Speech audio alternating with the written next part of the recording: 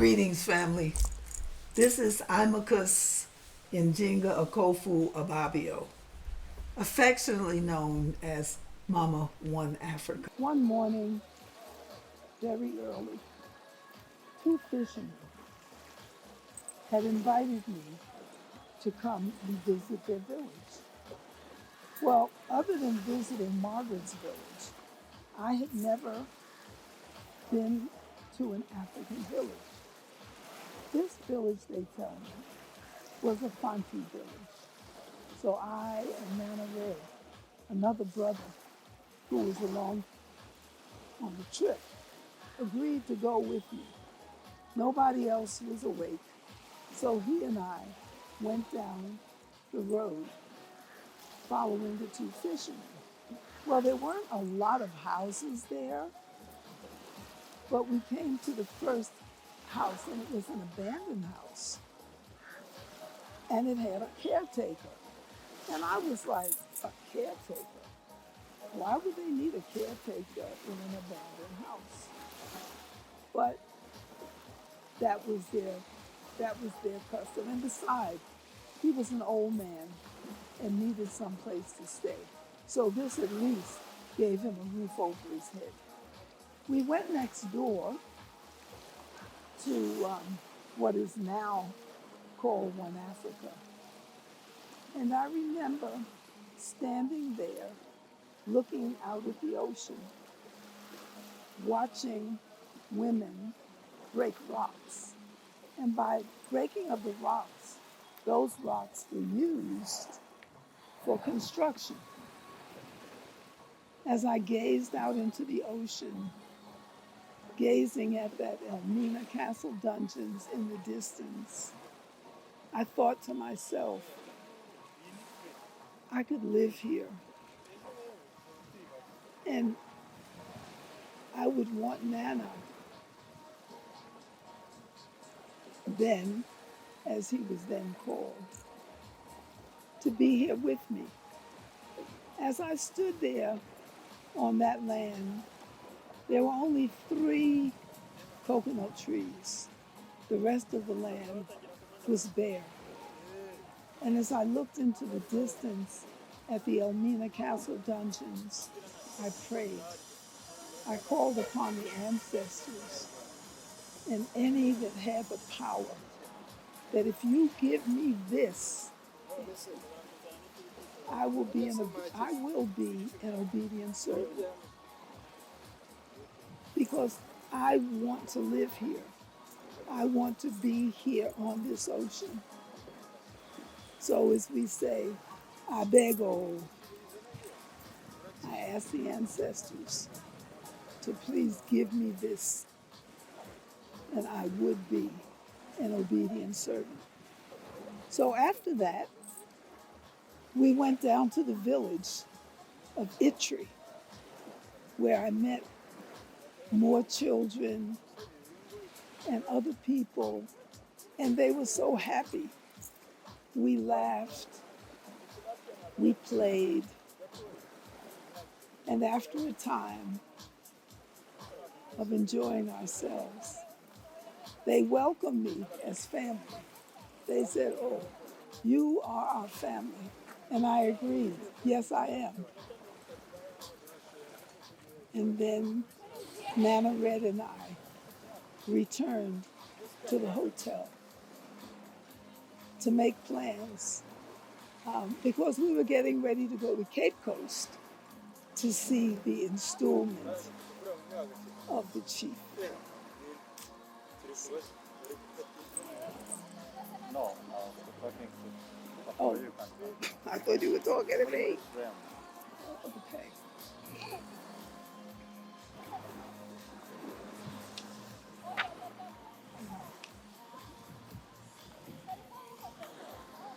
The following morning,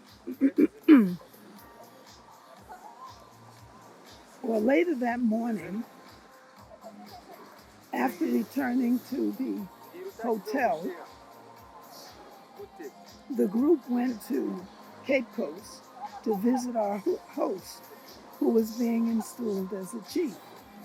The atmosphere in town was festive, as the people were preparing for the Efetu Afashe festival, the festival of the harvest, which occurs on the first Saturday in September.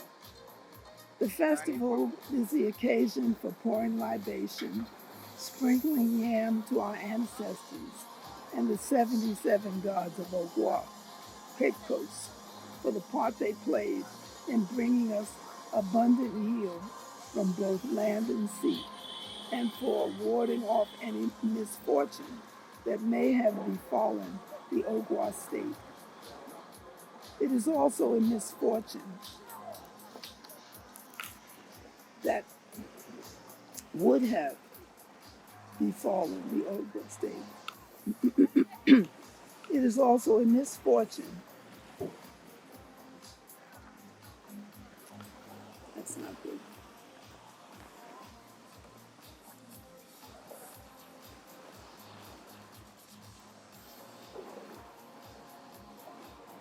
And it was also a time for the settlement of feuds and merrymaking in general. Unfortunately, we would not be there to participate in it because our time was almost up and the festival would begin the day we were scheduled to leave. As we were strolling through town, we were approached by a group of brothers who surrounded us. Suddenly, they snatched Zarzebulon, one of the brothers in our group. He began to struggle with them, trying to get away, but they just laughed. We were all taken by surprise. Was this Ghana's idea of a mugging? I really didn't have a clue as to what was going on. Zar being a very large and robust brother, the people had a rough time lifting him up on their shoulders. And to make bad matters worse, he was fiercely struggling. After all, he had been caught by surprise, and anyone's first instinct is to fight like hell. We soon found out from some of the townspeople that no one wanted to harm him. They were taking him to their area, a part of town, where they kept their Asafo shrine, and they expected a struggle. Mildly relieved, we began to laugh watching these folks trying to get that big brother on their shoulders. As they carried him along, reinforcements were called in to assist, for he was a big, robust man. We were afraid at one point that they would drop him, but they managed, even though it was not an easy task. We were taking pictures and having a good time when suddenly another member of our group was snatched and carried away in a different direction. I was beginning to feel a little uncomfortable again. I went looking for Kohen and Tamakia, for I truly did not understand what was going on. When I finally found them, they explained that the people who had been snatched were being made Asafo chiefs of various companies and were being taken away to their respective companies' location in various areas of town. There are 7 Asafo companies in Cape Coast. In the present-day festival, all 7 of the Asafo companies of the Ogwa traditional area turn out together to escort the Omen Hen, or king, his chiefs, divisional chiefs, subdivisional chiefs, the Supi, and the Asafohino of various Asafo companies as they parade through the streets during the Asafo festival. Asafo Company 1 is Oman Safi, and their members wear red trimmed in black. Then there's Asafo Company number 2. They wear yellow and blue. Then there's Asafo Company number 3, called Ensign, the Omen Hen's main bodyguards dressed in dark green. Next in order is Asafo Company number 4. Then there's Asafo Company number 5, the right flank fighters, and they wear light green. Asafo 6 is called a Karamfo, the volunteer company. They use the national flag and drum as their symbol. History has it that in colonial days, mulattoes and the elites of society formed this company, hence their being reminiscent of colonial governments. They are asked with the duty to make peace between any of the feuding company captains, and they are dressed in white uniforms. The last company, number 7, is called Benkum, the army of the left flank. They are dressed in wine-colored attire with miniature whales as their emblem. They come last in the procession of Asafo companies, preceding the Omen Hen and his retinue. According to tradition, every Asafo company in modern military parlance may be construed as military in defense of the state. So during the Asafo preparations preceding the actual festival, members from the various companies go out in search of people to swell their ranks. They do this by snatching unsuspecting persons and carrying them away, at which time they have a special ceremony or initiation for the new recruits. They said that we had nothing to worry about. It seemed harmless enough, but I still was not feeling too comfortable in spite of Kohen and Sister Tamakia's explanation. Sister Yossi and I were walking together when she got snatched. Not wanting to leave her alone, I followed her in her company.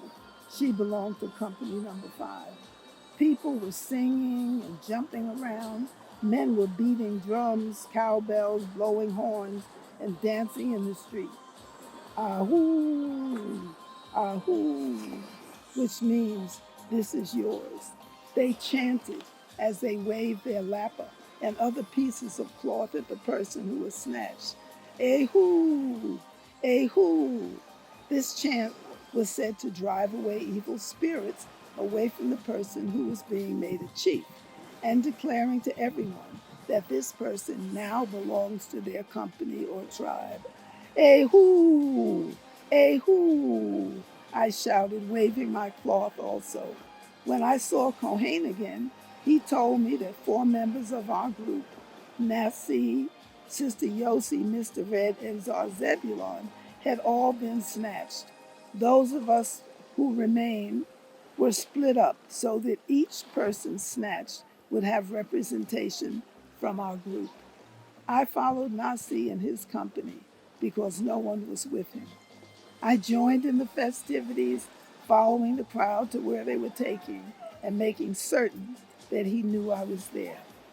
When we arrived at the area, there was fierce drumming and dancing. A favorite African proverb says, "There is no dancing without drumming," and dance we did. Nasi was set upon a stool 3 times, given a sword, and draped in the company's colors. Libation was poured, and the linguist for the company spoke about how happy they were that their big brother from the United States had returned to him and was once more a part of the family. A very strong drink made from palm oil, made from palm tree juice or sugar cane, the local hooch, was passed around, and everyone was expected to take a drink. When the drink was passed to me, I inadvertently took more than I should have. The liquid burned my throat, making me choke and cough fiercely. My eyes ran water, and I got hot and cold chills. Mad Dog 2020 had lost his place in rank. This stuff was rough. "What is this stuff?" I asked the person standing next to me. "Apateshi," someone responded. Or some say, "Kill me quick." Well, they did not have to worry about me drinking that fire water again. With my stomach still burning, I left Brother Nasi and went to find some of the others to let them know where we finally wound up.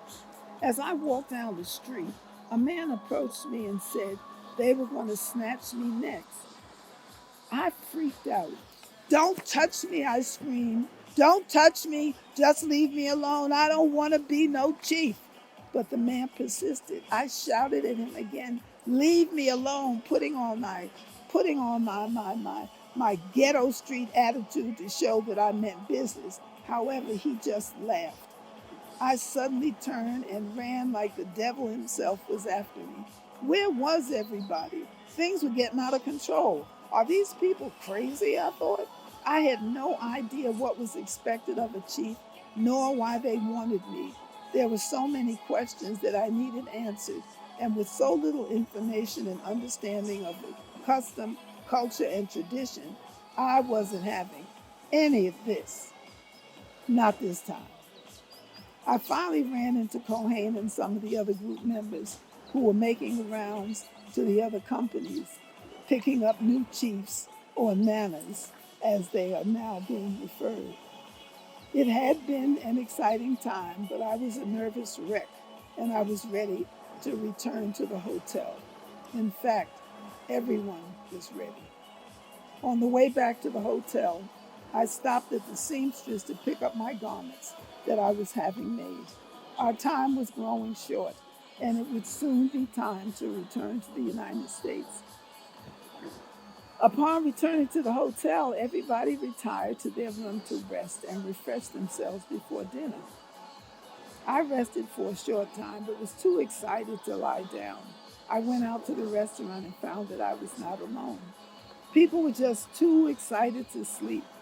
As we ordered our food and waited for the meal, we talked about all the things we had done and the purchases we had made. After dinner, we would display all of our things on the table and take pictures. It took forever for the food to come, but it was well worth waiting for it was the best cassava fish I had ever tasted. After dinner, I went back to my room to try on my new clothes to make sure they fit and put on a little fashion show for the group. The first garment I tried on was a two-piece suit. I could not believe it, but one sleeve was longer than the other. In fact, one sleeve was at my elbow and the other sleeve was at my wrist. The skirt was hitched up in the front, down in the back, and my beautiful green material had been sewn with brown and white thread. Would you believe, with a black zipper? As I walked around the restaurant with my arms extended to accentuate the sleeves while I tugged at my skirt, the group started laughing. I then tried on the next outfit, which was way too big for me. Then I tried on the other outfit, and the thing was so tight that I was not able to move. So I had to walk like this. And then I had an outfit on that had bat sleeves. It looked like, if you remember that film, there was a movie about the flying nun. So when I jumped up and down like this, my sleeves did like this. I was never so upset in my life. The seamstress, who was the auntie of Nana JP, our host, had made these outfits. Well, let me say that we laughed and laughed and laughed until we cried. And then suddenly, everybody got quiet. They got serious. It was like their clothes had not been completed. So the brothers were saying, I said, I'm going back to town. And this lady was either going to fix my clothes or she's going to give me back my money. Well, wouldn't you know it, the brothers were like, well, while you're there, could you please get our material back? They didn't say, well, we're going to go with you and help you get your stuff back. But would I go and get their stuff for them and bring it back? Oh, Lord, that was one hell of a time. My first clothes being made for me in Africa. So, remembering that when I gave this lady my fabric, I asked her, "Can you sew?" And she said yes. Furious, I was ready to go back to town. I didn't want to care anything, and the brothers were in agreement. "If we don't go tonight," Brother Reuben said, "tomorrow might be too late to save our material." It was about 11 o'clock that night when we called our driver to take us to Cape Coast. When we arrived at the woman's house, everything was dark and quiet. The door was closed but not locked. A large stone held the door to the courtyard closed. I knocked several times but getting no response. We moved the stone and proceeded upstairs to her room. Knocking lightly at her door, I woke her up. I tried explaining the situation to her and demanded that she return my money, but not getting my point across was difficult because of our language differences. Another woman, her sister, who spoke English a little better, came forward to interpret. "She doesn't have the money anymore," she said, "but she will fix the clothes for you and return them in a few days." "This is unacceptable," I told her. "We leave in 2 days." "I'm sorry, but she cannot do better," the auntie explained. "She's sorry," I shouted. "She's sorry, but what am I supposed to do?" By now, I was furious and frustrated. I couldn't get my money back. My clothes were in a mess. I couldn't speak the language, and the people just smiled at my dilemma as I ranted and raved. Realizing that I was not getting anywhere, I demanded, "Please, just return the material that she is holding for the other members of the group."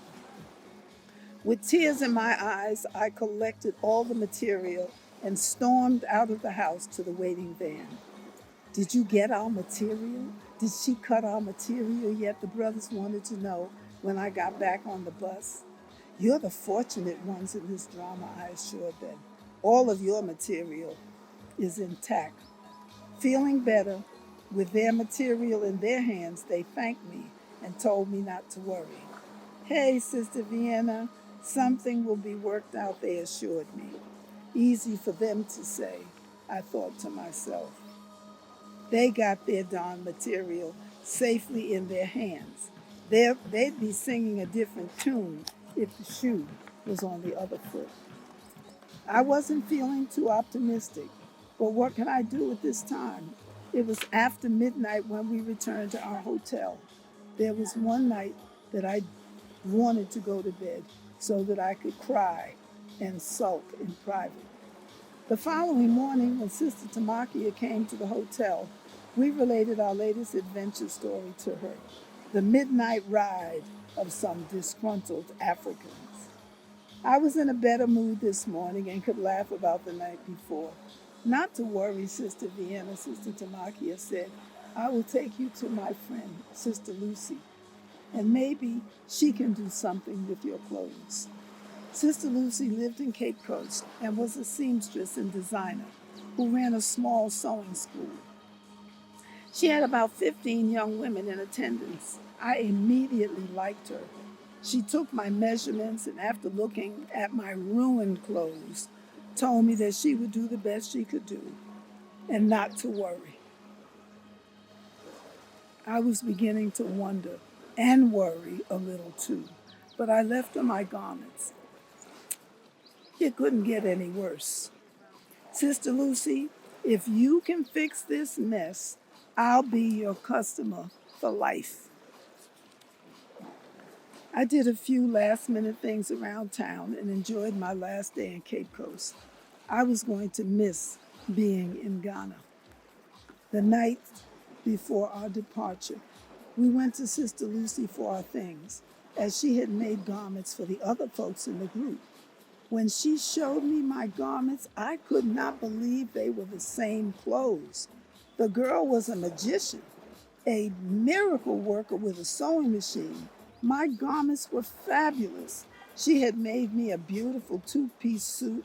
Gone were the flying nun's shoulders, replaced by short sleeve, double breasted jacket.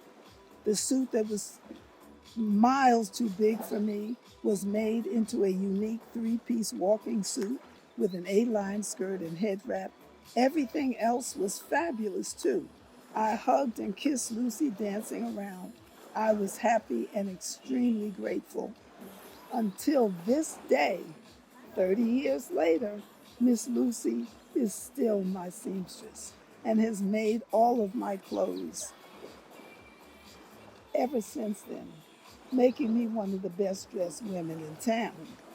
In fact, even today, people try to buy my clothes off my back. What can I say? That girl is more than good. The following morning, we departed for Kotoka International Airport. Our time in Ghana had come to a close for now, but I was definitely coming back. I couldn't wait to get home to tell Ben about all of the things that I had experienced in Ghana. And you know how we are as shoppers. People had bought so much stuff that they were overweight. Not everyone in the group had shopped to that point, though. But in order for some folks that did not shop, we had to pay to help them. Not as much, but something. The problem, though, was that those with the most goods did not have money to pay for overweight. Everyone put in something with the understanding that they would be paid back when they got back to the United States. It was finally time to board the plane.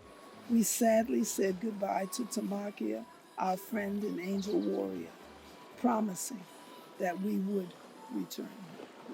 When we landed in Nigeria to make our connection to New York, we had a rather long layover. After waiting for more than 3 hours, we were told that the plane was having engine trouble and would not be leaving until the following morning.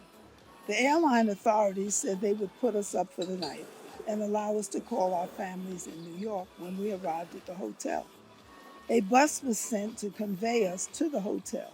It was dark and you couldn't see much of the landscape, but there was still plenty of people in the streets and plenty of cars.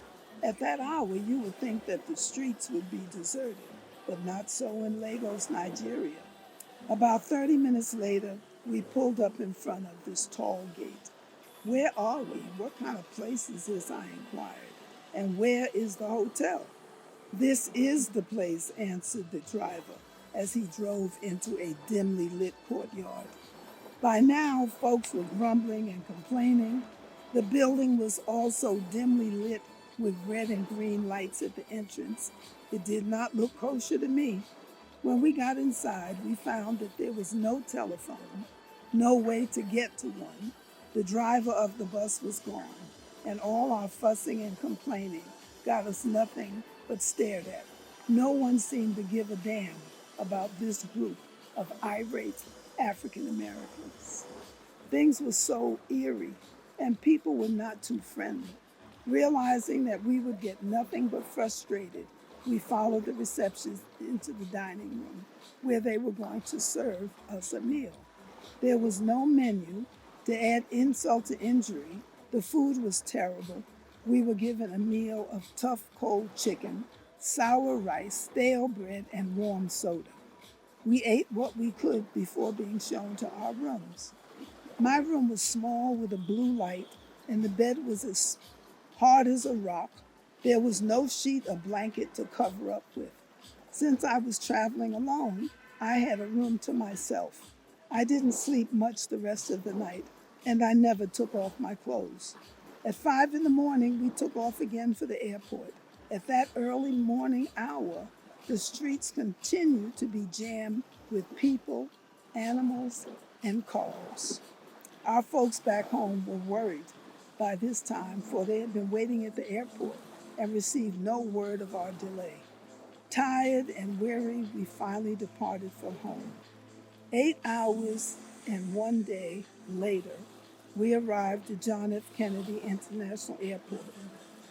Oh boy, it was good to be back in New York. Ben met me at the airport. He sure looked good to me. It had been a long and exciting trip, and I couldn't wait to share it with him. You look good and black, he laughed. Did you have a good time? He wanted to know. Well, honey, let's just say that I know where I want to spend the rest of my life, I answered, and hope you will too. You have to go there, Ben. It is the most wonderful place I've ever been to. You say that about every place you've ever visited, he continued, grinning at me. But this is different. This is our homeland. And when you visit Ghana, you will see what I mean. You'll love it. I hope as much as I do, for I want to one day live there. You could feel the excitement in the air. I must have talked a mile a minute on the drive home from the airport, and some of my fever was rubbing off on Ben. The following Saturday, we visited the Bereshit Cultural Institute to attend their worship service. After the service, the people who had been on the trip and some other friends got together at the center to share pictures and talk about the trip. Ben hit it right off with the brothers in the group, and Bereshit would play a prominent role in our lives. Thereafter, we joined the organization and became active members of this Hebrew Israelite community. The vibes were so positive, and everyone seemed so close. And with all the talk about our trip and those wonderful pictures we had taken, Ben really caught the fever. In December, he was on his way back to Ghana alone. He had originally planned to visit Ghana with a couple of buddies, but at the last minute they all backed out. Oh, honey, don't worry about them. You just go. We met some people that had invited us to return, and they would be glad to meet you at the airport and take you around, I told him. So Ben proceeded with his plans and took off for Ghana alone, where he celebrated his 51st birthday on the 18th of December, 1987. That ends chapter 5. We'll take up chapter 6 in another location. But right now, getting ready to get on that bus and get back to Ribeiro, my home. Thank you so much for listening. I love you. I hope that you'll enjoy. Returning home ain't easy, but it sure is a blessing.